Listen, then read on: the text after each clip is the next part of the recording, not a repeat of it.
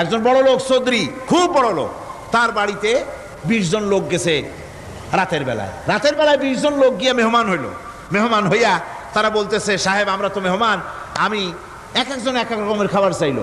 একজনে বললো আমি হরিণ খাবো, আর একজনে কয় আমি মুরগি খাবো, আর একজনে বললো আমি খরগোশ খাবো, একজনে কয় বোয়াল মাছ খাবো, আর একজনে কয় রুই মাছ খাবো। 20 জনে 20 রকমের খাবার দাবি করলো। বলেন জমিদার তো বাড়ির ধারে, জমিদারের বাপ, সেও কি পারবে 20 জনকে 20 রকমের খাবার পরিবেশন করতে? কোন প্রস্তুতি ছাড়া পারবে? পারবে কোন প্রস্তুতি ছাড়া? কোন প্রস্তুতি ছাড়া জমিদার হোক রাজা বাদশাহ হোক 20 জন মানুষের খাবার 20 রকমের দিতে পারে না।